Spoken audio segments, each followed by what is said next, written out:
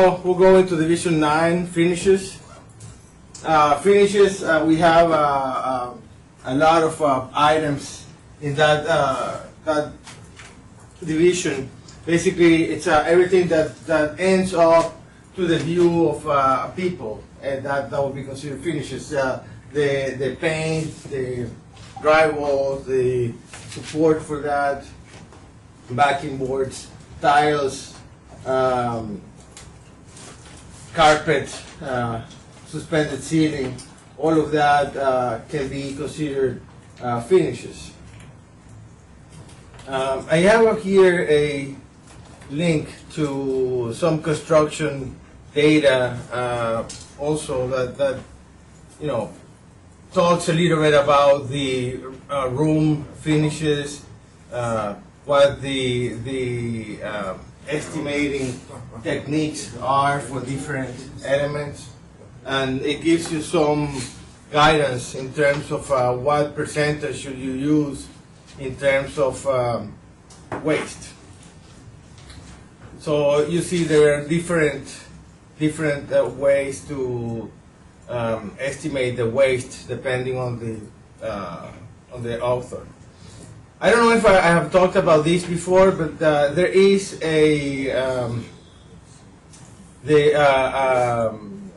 version of RS Means that it's online, and you can try it. I think it's for 30 days or so. Let me see if I can get this to work. Yeah, there it is. The issue is, you know, they ask you to fill in this questionnaire. Oh, it's 3 days. I'm sorry. I thought it was 30. It's 3 days of unlimited access to that software. So I don't know. You may be interested in playing with that a little bit.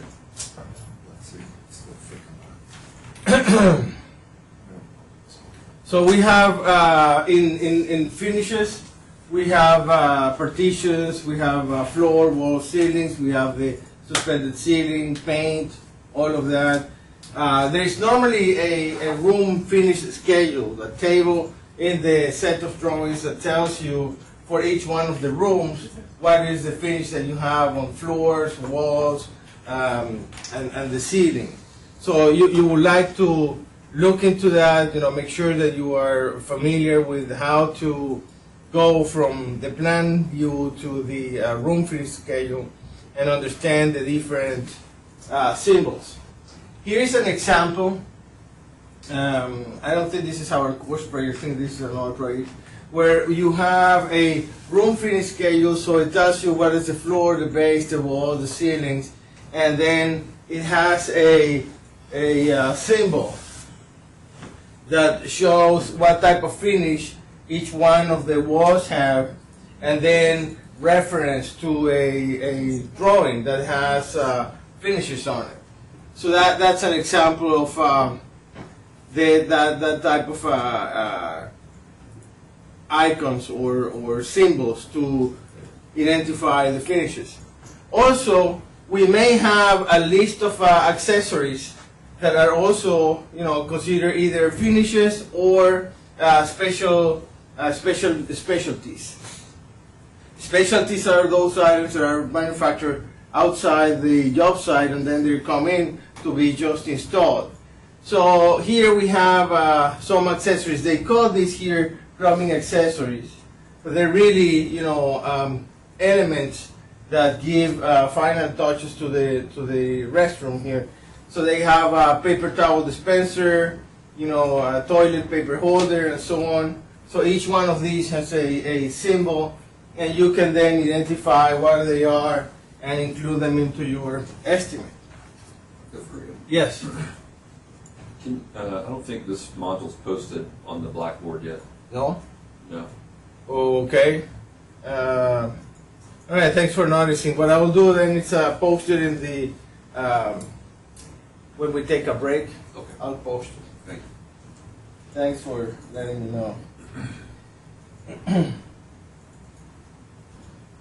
That happens when I try to change a little bit the presentation, and it catch up with me. I go faster than what I can update.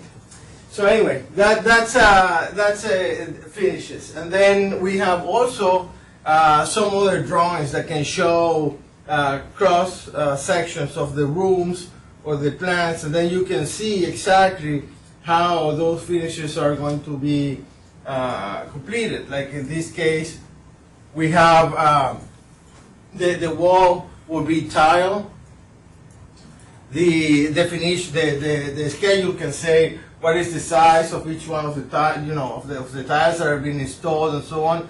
But it may be difficult to write down the specifics. So the architect will provide a cross section where you can see, well, okay, I have white all the way up to here. Then I have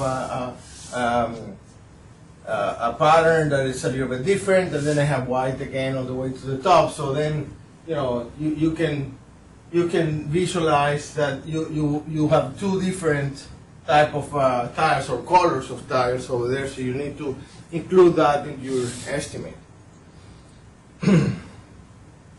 The base, the boards where the walls the walls are made of are supported with studs. The number of studs, as we saw before, can be calculated as the distance divided by the spacing plus 1. If you're calculating also the first one, there are a couple of tricks to this, because sometimes in the corners you have double or triple studs, so you have to really look at the drawings and make sure that you consider those ones. When you have openings, they're most likely also reinforced, so you will need to add additional studs for that. The gypsum board, you can have different types of gypsum board. Could have water resistant, could be fire retardant, could be, the different types can have also paper barrier put on the back. So there are different type of gypsum board. You need to look at the specifications and make sure that you get the right type. They usually come in sheets, ½ inch thick or 5/8, depending on the specifications. 4 feet by 8 feet or 16 feet wide. So you can count how many sheets you need by dividing the area by the area of the sheet, or doing the column row method. Tiles, again, you need to divide the area that you want to cover by the effective area of the tile, which is going to be the area of the tile plus the spacing. You can do rows and column methods to calculate the number of elements. When we have a suspended ceiling, the suspended ceiling has a metal grid. As you can see in this room, we have a border that goes all the way around the perimeter. That's an L-shaped metal that holds the last tiles. Then you have runners that are 12 feet long. Those normally are installed in the longest direction of the room. Then you have 4 feet that goes across those, and then 2 feet that goes in the middle of the 4 feet. So that way you have a two tile on each set of the grid. Then you have to account for lights. These lights take the space of tiles, and also for HVAC units that may be also taking the space of tiles. I have a link here in how to install suspended ceiling. Of course, you need to estimate those. There are a couple of ways to do that, and I'll show you later on hands-on use of on-screen takeoff that simplifies a little bit the work. So you have, here's an example where we have a suspended ceiling, and then what items. The 12-foot main support sections, 4 feet, 2 foot, 4 foot, 2 foot 4x2s. These are all accounted, each one of those. And then the length of the wire ties, each one of those in inches. So, you can estimate the different elements. We saw the anchors and everything. We could do a couple of things. We could use the assemblies cost data, which is easier because given the square feet, it gives you the total cost. Or we could go and do the individual items using the cost data. Then we have in floors, wood laminates. These are normally glued to the floor. There is a gap left at the edges to allow for expansion and contraction of the wood. So that's normally considered when the installation is done. Oftentimes or sometimes, depending on the level of moisture that you have on the floor, you may need to have a vapor barrier beneath the laminate floors, or sometimes the specifications call for some sound attenuator, so you need to install that as well.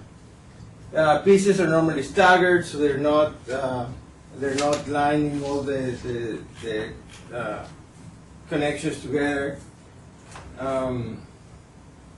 There is normally trim at the edge of the perimeter that covers that gap. There's also trim at transitions. Normally those are measured by linear feet and then counted items because you buy them on pieces. So you depending on how you're doing the estimate, you may have either number of items or linear feet. Normally your estimate will be measured linear feet and then do the conversion if you need to. Vinyl, it comes in sheets, so you need to set up and make sure that the seams or the patterns are aligned, and the installation is done in such way that the number of seams is the least possible, so it looks nice. Because you need to match the pattern, there is more waste material than you will have in a similar installation for carpet, for example. You don't have to match the pattern. Also, vinyl can come in tiles rather than rolls. So basically, you install each one of these 12 by 12 squares. They're glued down, and some of those they come already with glue, so you just have to peel the back and install the tile. So it depends on what type of tiles you have. Carpet and pad, very similar to the vinyl sheets. You have to lay down the roll and then cut the edges and then put the next one and seal the gap.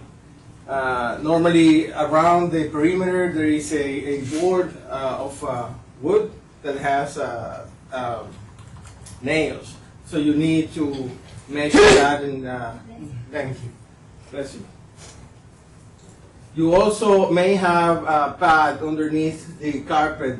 Depending on what type of application, the type of pad may be different. Normally it's just a basic pad to give some soundproof and comfort when you're walking on the carpet. Then we have paint. Paint is based on the square feet of walls, the ceilings, the floors. You need to paint the trim, that's accounted separately because normally the type of paint that you're using is a little bit different. You need to do a different colors, and you need to have different accounting for them. The doors are normally counted items, so you estimate how many doors you need to paint and count those. The amount of paint that you use depends a lot on the surface, depends on the type of paint that you're using, so it varies. Here is a general values. You can expect 1 gallon of paint to cover about 350 square feet. So that's a good guide that you can use if you don't know exactly how much to use. If you're using sprays, that normally takes more paint, although it's faster the painting than it would be with rollers. If you're painting a light color over a dark color, then you need more paint to cover the back paint, or you need to use a primer that will take, you know, the dark color off. Otherwise, it will show. Hey, Professor. Yep. So when you talk about like the square footage, 350, you're talking about the length and the height of the Yes, wall. of the not wall. Correct. not the room. No, not the room, That's because good. the room you use that for the carpet or for the suspended ceiling. But when you are going to estimate paint for the walls, then you need to estimate the perimeter, multiply by the height of the walls, and then you get the area that you need to paint. Any questions about finishes? Then we have this group of 5 divisions. They normally come sort of in that bundle because they are specialties, things that we don't build on site. We buy them and then have them installed or install it by our crew. They not very easily to categorize or group. You know, some people put these elements in different areas of the estimate. Mostly, you know, some of the work has to be subcontracted because it's a specialty. So there are companies that specialize in fabricating and installing this equipment. Here are some of those items that we can see: safety specialties, fireplaces. You know, those are typical examples of things that you will include in specialties. Visual display boards, cubicles, pest control items. This board, this white erase, for example, would be considered a specialty. Chalkboards, dartboards, whiteboards, lockers, scales. So all of those items can be included in specialties. Often added after the finishes of the project are completed, so it's kind of the last things that you will put in, like also with the furniture. Sometimes it's not in the drawings. You need to look at the specifications to make sure if they are included or not. Most commonly they are accounted by pieces, each one of those, and you have a budget for the installation.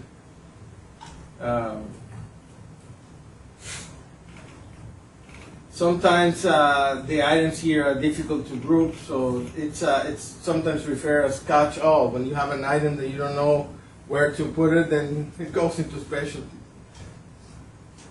Then we have equipment. Equipment can be any type of equipment. Vehicles, could be residential equipment, food service equipment, scientific equipment. So depending on what project you're doing, you may have different type of equipment. In our course project, I believe we have some food service equipment because we have a kitchen over there. So that would be an example. We have also a small store that could have specialty equipment. Libraries, banks, laboratories, all of those have specialized equipment. Sometimes you have, the one thing you got to be really careful about is some of those equipment may need specialties, special utilities, gas, steam, water, drainage. So you have to look carefully at this equipment and make sure that if it does require any special utilities that you included into your estimate. Residential equipment, cabinets, pre-assembled cabinets, shelves, units, built ovens, you know, those can be considered also specialties. Then, you know, this is a gray area because sometimes you can include these cabinets into woods, right? So you include in your wood division the carpentry, And these are listed here as specialties because they come pre-assembled. Yes. For the equipment, is it mostly like you put it in the bid, or is it that the owner puts his own? It depends. It depends on how the contract is, what's the scope of the work. Oftentimes, the owner deals with different people for equipment than the contractor. Like when I used to work for Pepsi, you know, you will have a contractor for the building itself, and then you will have a different contractor for the equipment, because the special is so specialized that you need to have, you know, separate contracts and deal with different type of people. However, there are cases when Pepsi will say, I want a complete plant with, you know, it's what they call a turnkey project. Basically, you give the owner the key, turn it on, go work with it. That's the term that they use. So in that case, the contract includes both the civil engineering work and the equipment, with all the utilities and specialties. So those are pretty large contracts that are handled by a contractor that has knowledge on both areas, material handling, processing equipment, and also civil work. So that would be one case where you have the whole package. You have everything included into one bid or proposal. Normally that's not the case, but it could happen. So, you know, depending on where you're working at, you may have different. A smaller example could be, you know, a bakery, where you have the oven and you have you know, it may be specialized, and you are in charge of the installation but not buying it. It will be bought by the owner, but you have to install it. Or be responsible of the coordination for the installation. So it really depends on how the contract is written and what is included. That's a good area to ask, you know, the question, the architect, do an RFI, or, you know. Furnishing. This is normally done by the owner. But in some cases, you know, if you have a theater, the owner may say, okay, go ahead and put the seatings over there. So, you know, you will be responsible for that, and that may be into furnishing. Art, that normally, window treatments, that's normally by the owner, but, you know, again, it could be different. Here are examples of things that can be considered furnishing. And again, you see cabinets appear here again. So, you know, where do you put that? You put it in wood, you put it in specialties, you put that in furnishings, you know. It depends. The only important thing is, you know, don't put it 3 times into your estimate, right? If you decide to put it into furnishing, then stick with it and keep everything there. Usually the takeoff is by items. Then we have special construction. These are a construction that is not what would be considered normal. You know, you may have special structures or special foundations for equipment that is really heavy, that requires vibration isolation or something like that. So that could be considered special construction. If you need bases for sauna rooms or silos, you know, that could be considered special construction. Normally those items are supplied by specialty companies, but you may have to do either the support for the equipment or provide the utilities if they have it there. Conveying systems, you may have elevators, escalators, moving walks, lifts, you know, some items that either move people, equipment, vehicles, it depends. So those are normally provided by a specialty company, and then you will be responsible for the coordination of the installation. Some notes about elevators must comply with the regulations, and you know, it depends if it is a new equipment or remodelation. You know what it is. You normally have to specify what is the capacity, how many people are going to be in there, if it's going to be used for freights, if it's going to stop on every floor or every 2 floors, or whatever it is. Sometimes the buildings are divided into sections, so one elevator will cover a section of the building and another one will go the rest. So those are things to consider when you have elevators. Then we have the fire suppression equipment. There are different types, water-based, there's foam types, you need fire pumps, you need a lot of items. The takeoff for this, often case what I've seen is you count how many sprinkler heads you have, and then use that as a base for the estimates. You will multiply by a cost per head. Other times you're given a cost per square feet that includes the whole system. So it depends. If you're not into fire protection, then most of the time what you will do is do a quick takeoff of how many sprinkler heads you have and estimate that by the area. You may have underground services, valves, pipes that takes water to the different levels, and then branch lines that go to different rooms. And at the point of use, you have these sprinkler heads. This is a isometric of sprinkler head system. So in this case, they have a water tank with a pump, some recirculation system to test the pump and get things pressurized, and then you have the piping system to provide water to all these different points of use. You may have specialized equipment also for fire protection in kitchens. These you can see in restaurants or in commercial kitchen installations.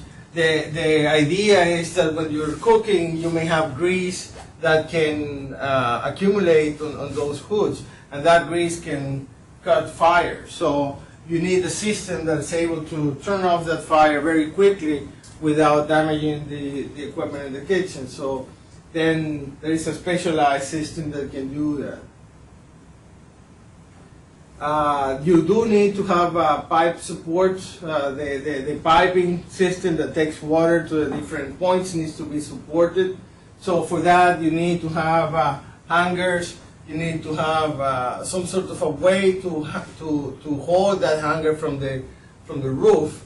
So there's sometimes you put a angle or a support, and then from that point you drop down the different pipe hangers, and then you run your pipes into those hangers. At the point of use in the suspended ceiling, you may need to have additional finish. You have the pipe that comes over the roof, and then a T where you drop down the sprinkler head. So those are items that are included in the fire suppression system. Then we have plumbing. Plumbing, we have different types. We have pumps, we have equipment, we have fixtures, T's, valves, and so on. There could be different materials for piping: plastic, copper, cast iron, steel, depending on the use and the location. There is a different type of pipes. Normally, the pipes are counted by the different diameter. So you have different diameter of pipes, and then you will have one condition for each diameter. You will also have different materials. So then you have the materials and then the diameter. So if you have a I don't know, copper 2-inch pipe and you have PVC 2-inch pipe, those will be two different takeoffs. You will have one for each type and diameter of pipes that you have on site. The plumbing system normally has a water supply, the water that comes into the building. Then you have the fixtures and the equipment that provides water to the user, and then that water, after it's been used, needs to be drained and sent out to waste. So you have the water supply, the equipment and fixtures, and then the drain, waste, and vent piping that takes that water out of the system. The water supply normally comes under pressure from the city or from a pump located on the building. So that's a pressurized line. The drain, waste, and vent is working by gravity. So after you open the water in the sink, that water will drain by gravity. Because it drains by gravity, when the water moves into the pipe, it creates a vacuum. If you block that vacuum, then the water is not going to move. So you need to have also ventilation on that piping system so the water will flow. If the vents are blocked, then the vacuum will not allow the water to move. When the water comes into the building, you usually have a pressure reducing valve that drops down the pressure from the city level to the pressure you're going to use it.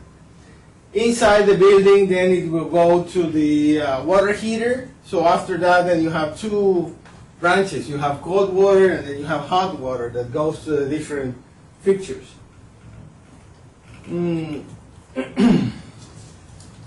equipment and fixtures, you will have a shut-off valve at each point of use, so you can, take out the equipment if you need to. If you need to replace a sink, for example, you need to have a way to disconnect the water. So you need to have a couple of valves over there to take those lines out and replace the sink if needed. You need water lines, and then you need the drain line. Sometimes you also need to have a P-trap. A P-trap is a piece of pipe that looks like this. It has a U type of shape. So if you have a sink over here and you put in some water, the water goes down and it sort of fills this U, right? And the water over here will drain by gravity. But there will always be this amount of water in that line. The idea of that is that the gases that you get from the drain system, those gases will not come into the room. They will stay away because of that water seal. So that's some of the fixtures that you have already come with a water trap. Others you do not, so you need to account for those.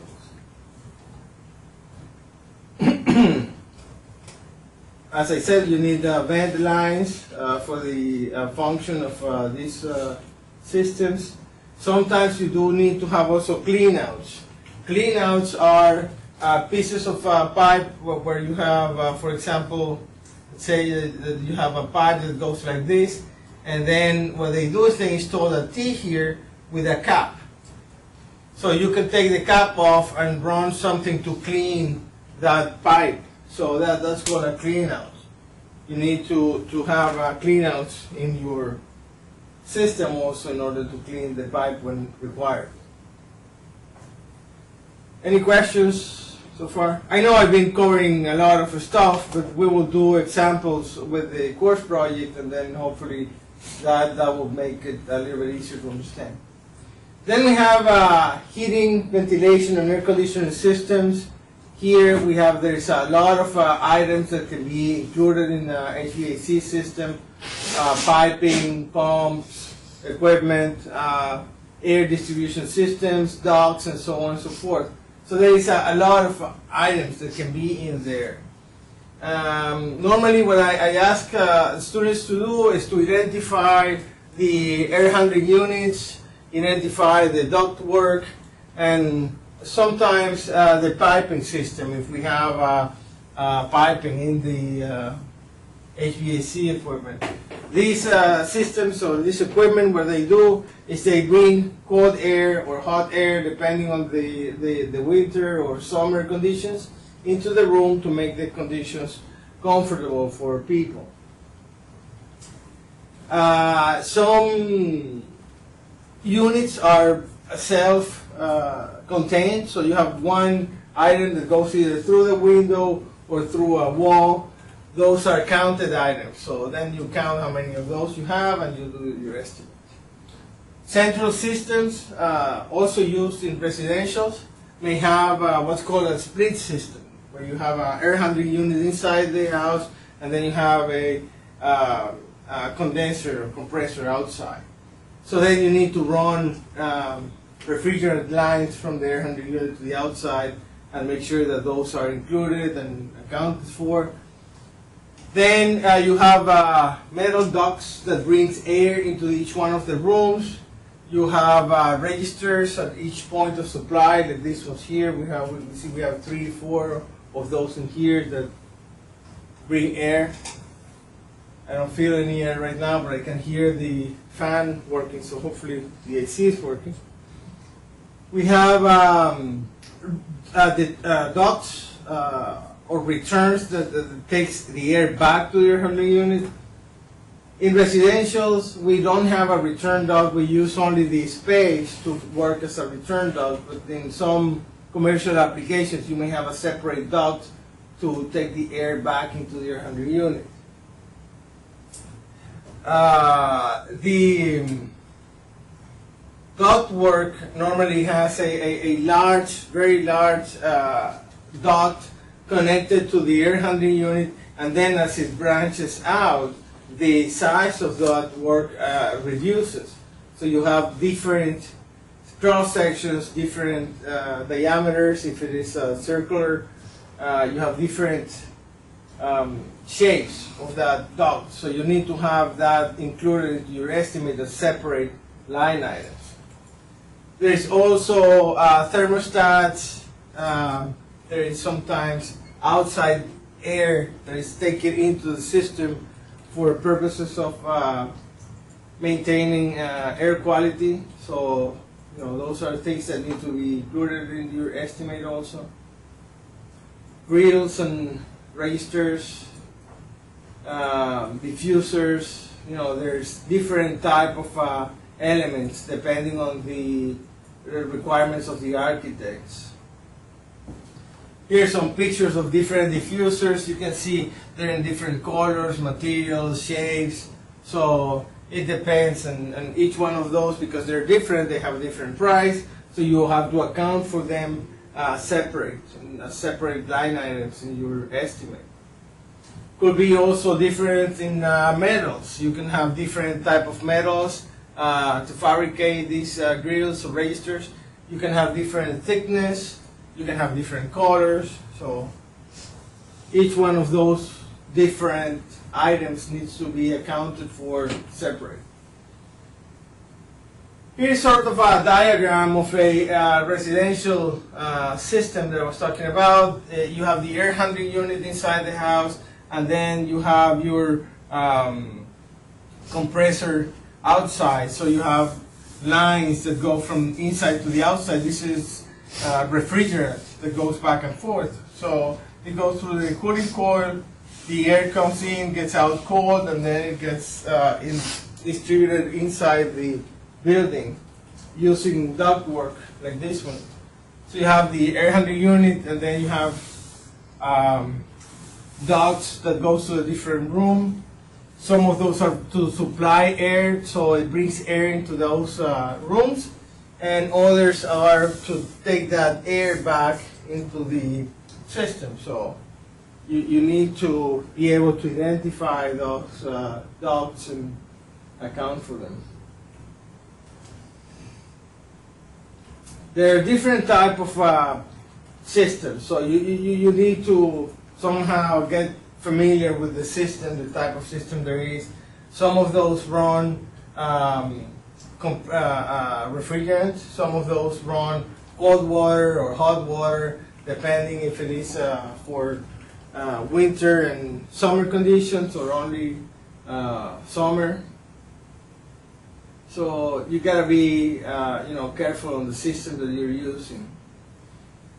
Commercial equipment, you may have rooftop units. These are self-contained units like the window type, but this goes mounted on the roof.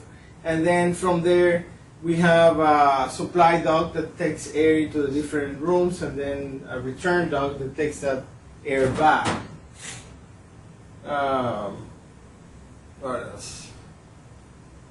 The trick with the duct systems is that they're usually fabricated from steel.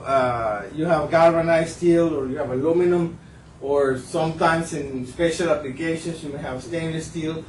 So what people do is they fold these sheets into shape, they close it, and then they install it. So one way to do the estimate is by calculating how much steel you need by weight. So you need to take the duct. Let's suppose we have a rectangular duct that goes somewhere like this. You take the length of that duct, you take the perimeter, right? And then multiply the length by perimeter so you get the surface area. And then you have a table that tells you how much does it weigh per square feet. So then you can find the weight of those ducts by multiplying the surface area by that factor, and then you get the weight. And then you will have a cost per pound or cost per ton, depending on what it is. Here's a picture where we can see, all that is going on that roof. We have suspended, well, there's no suspended ceiling here, but we have lights, we have HVAC system, we may have some water pipes that are running for the coils that are installed in the HVAC system. Then we have duct work. Then we have lines for the fire suppression system. So that's an area that can be very, very crowded and requires a special design. So oftentimes now they are designed in three-dimensional to prevent clashes, and people can have an idea of how exactly that is going to be installed before you get to the site. Here's some useful data for estimating. A ton of HVAC provides about 400 CFM. CFM is cubic feet per minute. So that's the amount of air that comes into the room. 800 BTU per square feet. It's another estimate that people use to size equipment. This is what I said before. Rectangular ducts are taken off by linear foot per size, and then that cost is estimated by pound. You take the surface area, multiply by the weight per square feet, and then you get the weight. Prefabricated sections are taken by pieces, so it's counted each. Here is a table that shows, kind of difficult to see, but this shows the weight in pounds per linear feet. So you have the duct, what is the dimension of the duct, length and height, and then that will tell you what is the square feet per foot, and depending on the gauge, the thickness of that duct, you get the weight per linear feet. Here's some information about metals that can be found on this website. Basically, you have different type of sheets and materials. So you click on one of those, and it tells you what different types there are. And I think this web page, in some places, you get also cost per square feet. If I'm not mistaken, I found the cost here sometimes, and for reference. So that's you can use that link for reference. Any questions about mechanical? No? Then we have electrical. Electrical has lights, switches, receptacles, and so on. Cables, all the cables that go into the system. You basically have three main different type of categories in electrical. You have power distribution. This is high voltage distribution into the building. Then it branches out to the different rooms, and then you have lighting, which has a different branch also.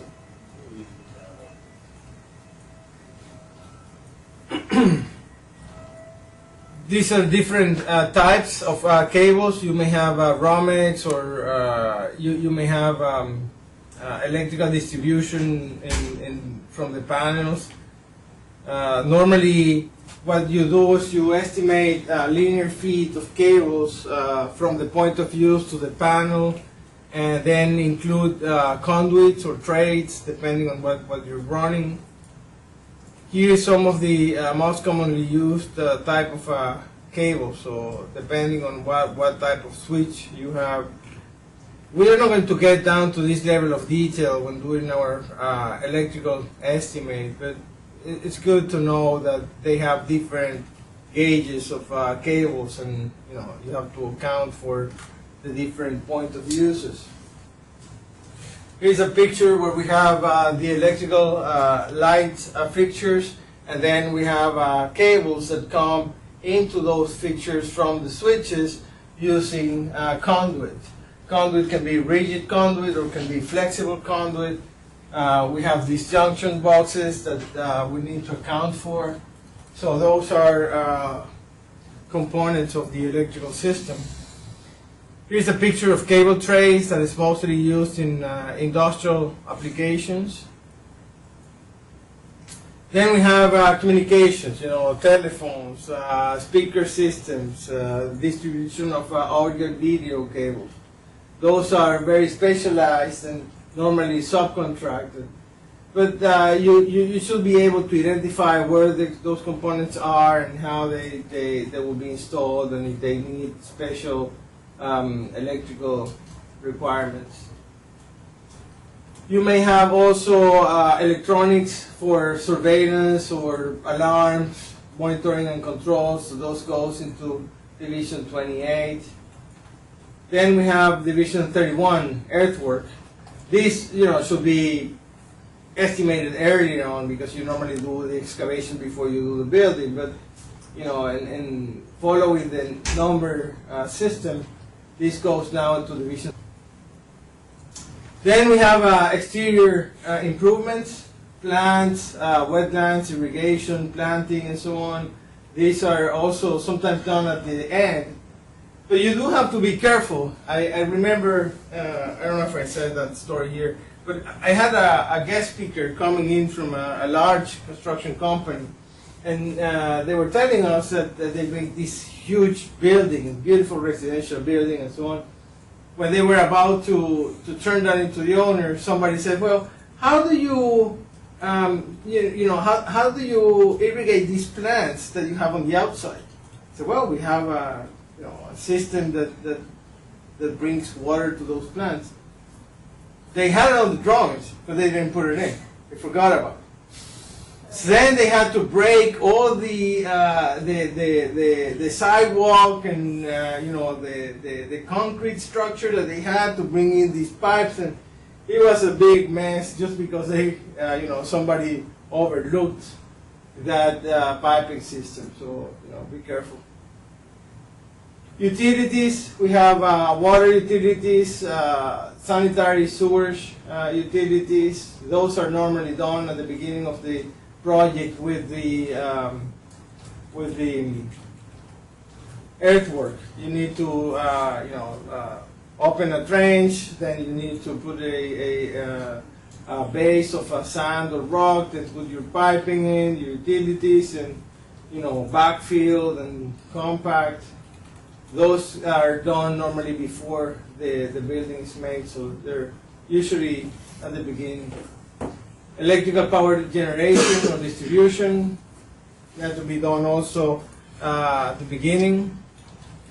And that's the end of this presentation.